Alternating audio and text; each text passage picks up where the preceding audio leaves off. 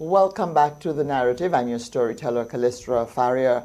Well, the issue of climate change and the devastating impact that it's having and will continue to have on the countries that did not cause the problem in the first place is a conversation that began gaining intensity a few years ago under the leadership of Prime Minister of Barbados, Mia Mottley.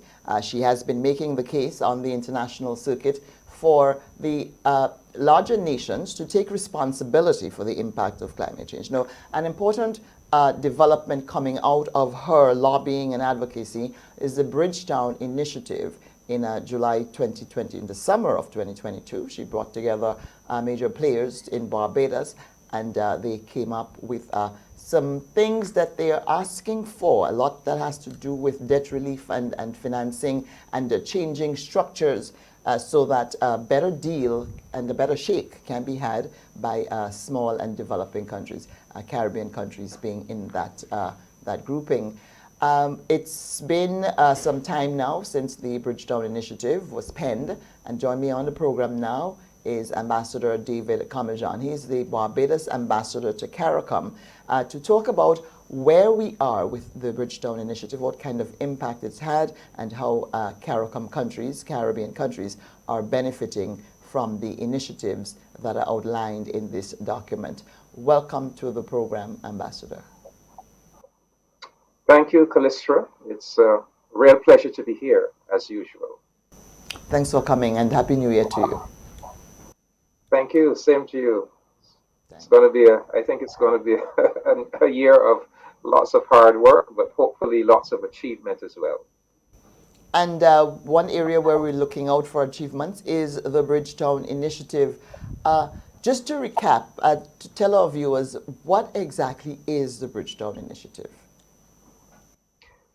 Well, you focused on um, the fact that it addresses the climate crisis, which is correct, but it also addresses the crisis of underdevelopment, of poverty, of countries that are debt stressed, developing countries. It also addresses the fact that the international economic and political order that we exist in today, the major institutions of that order were developed at a time when most of our countries, the black and brown countries of the world, were still colonies. And therefore, we were not sufficiently included and accommodated in that system. So it deals with all of these issues simultaneously, but very importantly, it makes a link between the issues of climate and the issues of poverty. And it says that there's a link between addressing the climate crisis and achieving the sustainable development goals for developing countries. And it makes sense because how do you expect a developing country that is struggling with poverty, that is struggling with debt, with a debt crisis, how do you expect such a country to be able to address climate concerns, climate mitigation and adaptation concerns? So the two things have to go together. And bear in mind, when the Bridgetown Initiative was crafted back in July, August of 2022, when Barbados brought these leading thinkers to Bridgetown to brainstorm and to put together this complex of ideas and proposals, bear in mind the state that the world was in. We were just coming out of COVID pandemic.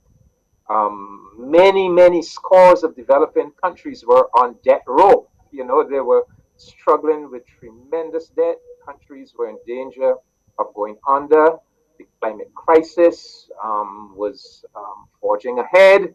We were coming to understand that a lot of the debt that developing countries like ours in the Caribbean find themselves under are because of having to respond to climate events and climate crises. So the idea was to craft a program that responded to all of these interlocking issues, and we utilized most of 2023. We utilized the IMF and World Bank spring meetings in Washington. The June summit that Prime Minister Motley and President Macron had in Paris, the UN General Assembly in September, the IMF World Bank autumn meetings in Morocco, and then COP28 in the United Arab Emirates to try to push forward the Bridgetown initiative. And I think that coming out of 2023, I think we can be fairly satisfied that we are making some progress. I know that in terms of the debt stress and the debt crisis, which is a big part of this, uh, you're asking, well, the initiative, and not just the initiative, but the broader conversation is asking for funding to be made available, and some gains have been made in that regard. The activation of the IMF fund. That was in the making a few years ago. Are we now benefiting from any funds that will provide financing for us? Debt swaps, anything like that, that would make it easier for developing and small states. Well, even before the genesis of the Bridgetown Initiative, Prime Minister Motley had been pushing the IMF to establish a resilience and sustainability fund that would be made available um, to developing countries. We were making the case that this ridiculous notion that small island nations like Barbados and Grenada and Antigua and Bahamas, that we were so-called middle income countries, and therefore that we were not entitled to concessional funding. We were saying that is nonsense. We are extremely vulnerable, particularly vulnerable to the climate crisis. And so she sold the IMF on this idea that they had to establish this new facility that would make credit much more readily available to countries like ours at very low interest rates. So we're talking like 2.25%, repayable over much longer periods. So we're talking 20 years. And we did get it. And the Bridgetown Initiative urged the IMF to operationalize it. It also urged the IMF to go the route of channeling IMF special drawing rights away from these big industrial countries that don't need them towards putting these assets, convincing these industrialized countries to rechannel these assets into things like the Resilience and Sustainability Fund and the IMF Poverty Reduction and Growth Fund, so that these sources of credit could be made available to developing countries that are get strapped. And I can tell you, all of our CARICOM member states are entitled to have access to the Resilience and Sustainability Facility. Barbados was actually the first country that was allocated credit under that new facility. We were allocated 183 million US dollars, and since then we have had two tranches of that so far. So I can speak for Barbados. I'm not sure if other CARICOM countries have accessed the fund yet, but the point is that it is available to most developing countries across the world. So that's one aspect that has been, that we can say, some measure of success. Another aspect that has been But successful. before you move on to that, though, let me ask you, in terms of the fund, the resilience fund, it is specifically for mitigation efforts and improving infrastructure and so on in response to the impact and the effects of the climate change, Well, we as have well as sold them poverty on. alleviation. Yeah, yeah. That's the key point.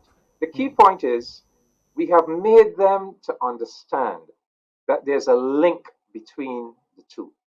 So, so you can get funding to dealing with issues of poverty and underdevelopment if you can show that there's a linkage to making your country more resilient to the climate crisis. So yes, there's this growing understanding now that you can't separate the two. that the two are joined, and therefore the resilience and sustainability facility is based on that understanding. But the other area I wanted to focus on, and because Grenada was actually the pioneer in this, is the debt pause clauses.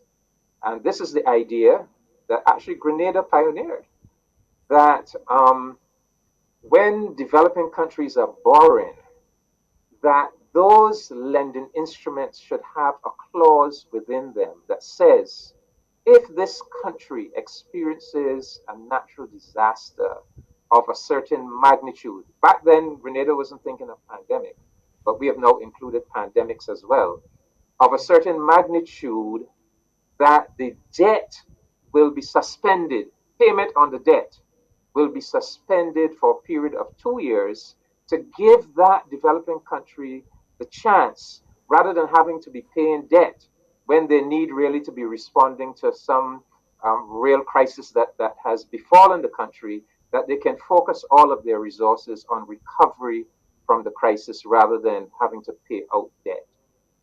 Grenada led the way, Barbados picked it up. Barbados really forged ahead with it. So Barbados is now the world's per capita leading country in terms of these instruments.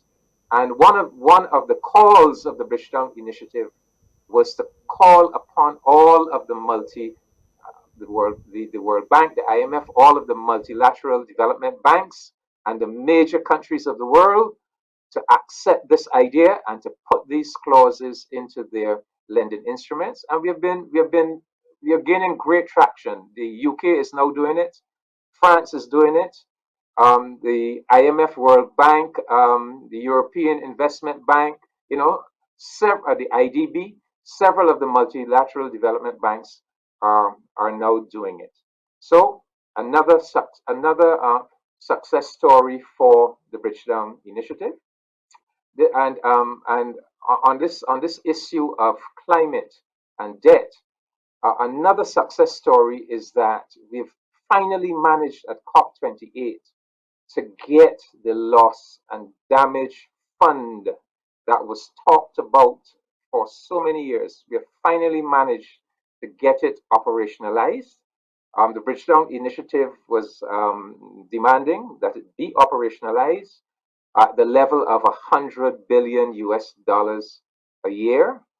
The countries that went to COP28, so far, the pledges at COP28 came in at about 800 million. So we still have a long way to go to reach that 100 billion. But the good news is that it is finally operationalized. And what that means is that we finally now have a fund where, if let's say a Caribbean country experiences a traumatic climate event, whether it be a hurricane, whether it be an invasion of sargassum seaweed, whether it be prolonged drought, and suffers damage, we can now get reconstruction grants, not loans, grants to help that country to rebuild to repair the damage that was done. So that's another case where you can see the Bridgetown Initiative gaining traction and gradually being implemented. And as we look at COP28, I know one of the complaints, we're gaining traction, but are we at the point where it is, if you have to assess from COP28, how the lobbying and the advocacy that was led by Prime Minister Martley over these last several months and years is gaining ground? Are they still dragging their feet? You know, we have been hearing and agreeing to things, but the major problem was that it was not for want of ideas and want of people in the room, but for making it happen, and things were not happening as fast. So as you talk about gaining traction, is the speed at which things are moving now satisfactory to the needs that we are trying to satisfy? Well, the mere fact that only 800 million US dollars were actually pledged for the loss and damage fund at COP28, when the target is really 100 billion, tells you that we can't be satisfied. But where we take some satisfaction is that we now have we now have a fund that is actually operationalized, that can actually now start paying out reconstruction grants. But clearly, a lot of work has to be done to build it up, and the fact that major developing countries did not make the kinds of pledges that one would have expected is of course still very, very disappointing. The other point about COP 28 and the climate agenda of the Bridgetown Initiative.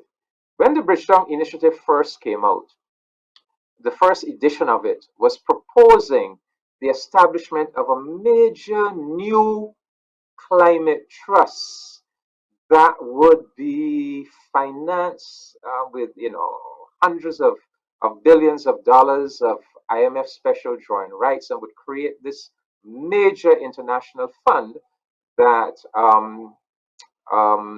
countries and businesses would be able to have access to fund climate mitigation projects.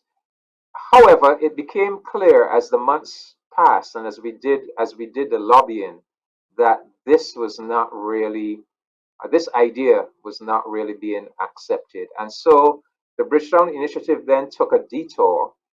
And if you look at the Bridgetown Initiative 2.0, it is no longer talking about it's no longer talking about that big new funding mechanism for climate mitigation projects.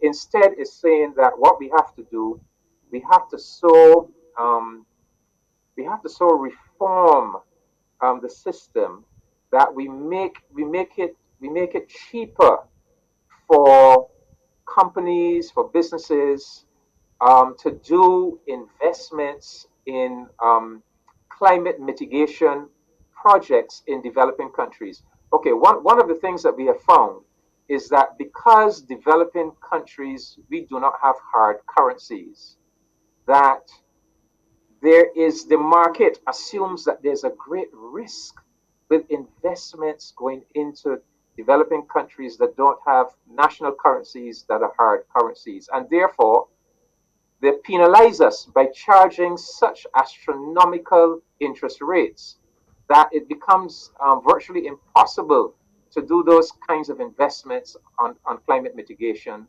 projects. So the Bridgetown Initiative is saying to the IMF and to all of the multilateral development banks to put in place a foreign exchange guarantee program that should be at the level, I think Bridgetown Initiative is saying at least 100 billion US dollars, to have a guarantee program that addresses this problem of this seeming inordinate risk in commercial capital being directed towards developing countries for climate projects. And this idea has been taken up. There are a number of pilot projects now. For example, Brazil and the Inter-American Development Bank, they're doing a pilot project where IDB is doing this foreign exchange guarantees. Don't ask me to give you all the details because the financial complexities are really beyond me. But the idea now is that we want to get to the figure of 1.5 trillion US dollars in investment in climate mitigation projects per year, per annum. And we want to do it through private money, private investment, and that the way to do it is for the multilateral development banks to have these foreign exchange guarantee schemes that will help to make investment in developing countries much cheaper, so that you're not borrowing at these astronomical interest rates. So I guess we have to wait and see how that will pan out, whether that will become the solution to the climate crisis. Because the Bridgetown Initiative was saying, hey, if the world is to realistically keep the global warming to below 1.5 degrees increase by the end of this century, we're gonna have to be doing much, much, much more than what we are doing now. So this idea that if you could get to the figure of 1.5 trillion US dollars in new climate mitigation investment every year, that would be the kind of size that would be required to really arrest this global warming problem. But I guess the jury is still out, and we have to wait and see how that goes. Well, it's capitalism, so they're going to have to look to see what's in it for them. And if the numbers don't add up, and if their interests don't add up, then it's still going to be a struggle. I would hazard a guess here. But it sounds like a good idea, just getting private money into it. You might be able to get things done on a much broader scale, but over $1 trillion annually, and that is just in any particular region or across the globe in developing Across the countries, world. 1.5 across the world. trillion across. That the idea is that it is you have to do projects at that scale globally if you to transition from fossil fuels and fossil fuel industries to renewable energy and all that goes with that. If you are really to stand a realistic chance of keeping down this global temperature, it is that scale of projects you really have to be doing. And so how do you find a way to get to that scale? And so this is the new idea that perhaps the best way to try to do it is not through government money, but if you could sufficiently get the private sector on board. But to get them on board, you have to make the investments cheaper, make it less expensive and less risky. So that's the whole idea. Let the multilateral development banks make these investments less risky and less expensive through these guarantee schemes. Because scale and speed matters now with this deadline that we are Correct. facing. Scale and speed is absolutely critical right now. And as you talk about transitioning, I saw you were doing another interview and you were talking about access to certain products that that are part of the fight against climate change. Like electric vehicles and stuff like that. I know here in Grenada it is so expensive to put panels on your building for solar energy. It's very expensive. A small building is upwards of $100,000 to get your solar system set up. What our access to these products seems to be, the cost seems to be high. Are we looking at anything there in that regard? Well, the fifth plank of the Bridgetown Initiative, and there are six planks. The fifth plank addresses the multilateral trading system, and is saying that that system has to be reformed to make it much more supportive of the needs of developing countries. And you may be aware that in 2021, Barbados hosted UNCTAD 15, the United Nations Conference on Trade and Development was hosted in Barbados. The first time a small island developing country hosted UNCTAD. And so Barbados assumed the chairmanship of UNCTAD for a 3-year period. And Barbados, its chairmanship was directed to doing the research work to look at how the global trading system functions and the degree to which it does not address the needs of developing countries. And this became very urgent during COVID, when all countries all over the world were scrambling to buy up all kinds of, well, medical supplies, etc., etc. And countries like the Caribbean were being shunted aside. We couldn't even access the market. We were outside of the global supply chains, and we began to fear that this could happen even with food. If there was a scramble for food stuff, the ships that come out of Miami could stop coming to the Caribbean. So one of the things that Barbados has done with its chairmanship of UNCTAD is to steer UNCTAD towards having this conference next year. I think it's in March, either March or May. But this forum on global supply chains, the forum will be held in Barbados, And the whole idea will be to address this issue. How could we so reform this multilateral trading system that this danger that vulnerable developing countries like ours in the Caribbean um, could be shunted aside, could not have access to the global supply chains for the critical materials that we need.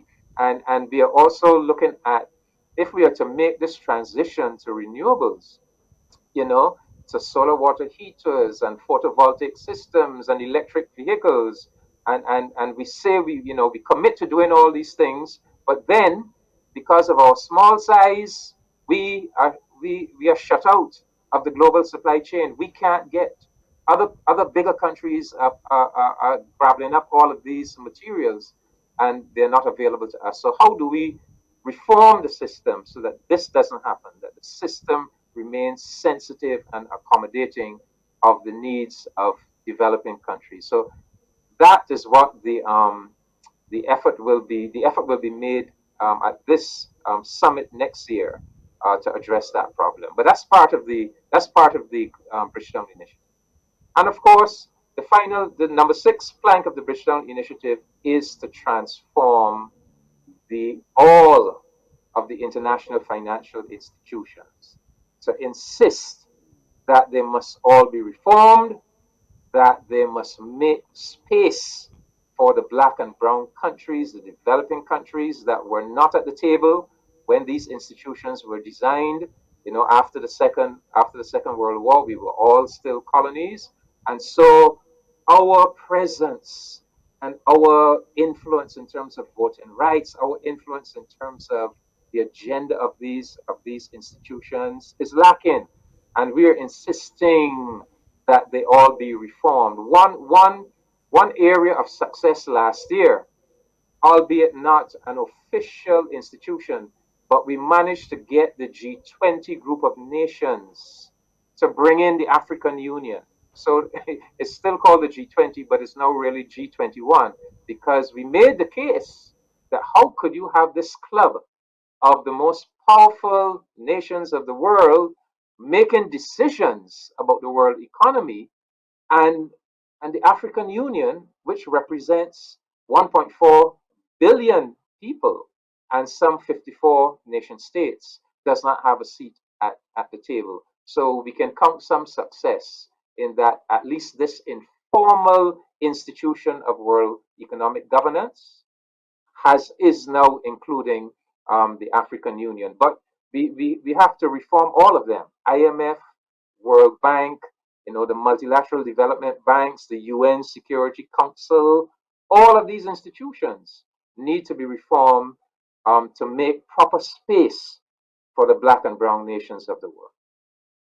And how likely do you think it is that the reception to those ideas will be good, and there'll actually be some sort of step forward um, in the future on this? So you see the African Union now in the G20, that's a big step forward, but not done quite as ideally as I think we would like it to be done, as we envisioned, but you count that as a success. But how likely is it that at some point the status quo will be that all of these countries are now, enjoying the same benefits and the same say in these